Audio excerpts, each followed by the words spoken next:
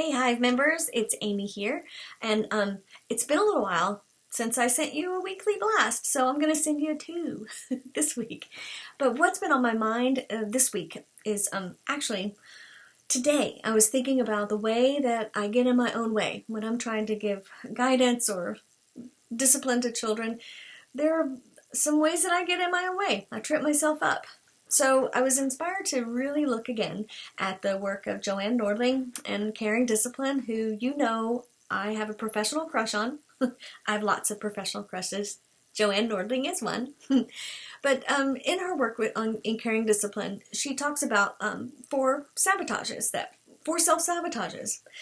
And they are this. The first one is procrastination. The one where you just put it off, or you think, oh, I don't want to deal with that behavior right now, or, oh, maybe it'll just work itself out, or oh, I'm just exhausted, it'll happen again, I'll deal with it tomorrow, right?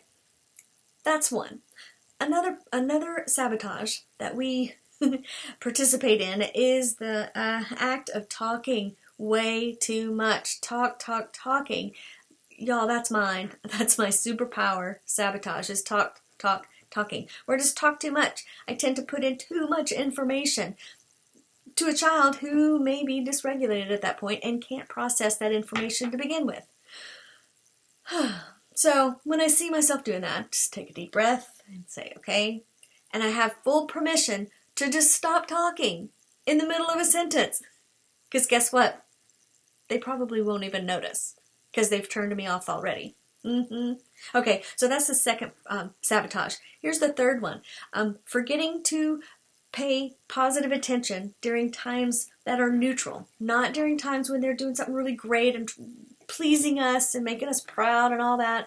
And not when they are misbehaving, right? In between those times when they're just neutral. They're in between. They may be finishing up a work and they're putting it back on the shelf. Or they may just be coming into the room and walking through to get to the kitchen or something. So those times when my eyes can light up when they enter the room, right? Thank you, Toni Morrison, for reminding us of that bit of wisdom.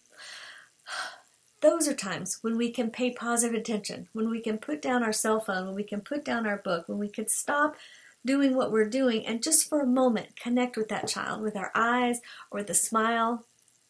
The best positive attention at neutral times are ones that are brief and nonverbal. The wink across the room, the eyebrow raise, the smile, the fist bump, right? Those kinds of things are ways that we can connect with children during times when they're not trying to please us or displeasing us, right? Those neutral times. Now, another sabotage is the one about negative scripting, where we find ourselves getting stuck in a rut where we're saying that child's name over and over again, or redirecting over and telling them to do this and to do that, and don't do this, don't do that. And we find ourselves in a negative spiral, and we forget to balance a negative interaction with at least 4 positive. Right? I call them kind of emotional deposits and emotional withdrawals. So whenever you have to, or you find yourself making an emotional withdrawal, remember, make more deposits at that point. Now there's a fifth one, you guys, and it's kind of the biggest one, even though I said 4 sabotages, there's really 5. So this one is kind of an overarching one, and it takes us being brave and honest with ourselves and vulnerable to take a look at how are we? Are my needs getting met? Thank you, Abraham Maslow, the hierarchy of needs. Are my needs for safety and security, for a sense of belonging, for a sense of I know that I am loved just for who I am, my sense of competency, right? When all those needs can be met, all is right in the world. And when one of those needs are not quite being met, it sets us up to get in our own way in our relationship with children, right? So my challenge for you in the next week is to observe yourself, watch yourself, and see what you do. Are you a procrastinator? Are you a talker? Are you a negative scripter? Do you forget to light up when they enter the room? Or are there some needs that you have that are not getting met? When you figure out what that is, my challenge to you, my request of you, is to figure out how can I get those needs met? And then get them met. Do it. What are you waiting for? All right, I hope you enjoy this afternoon and have a beautiful weekend.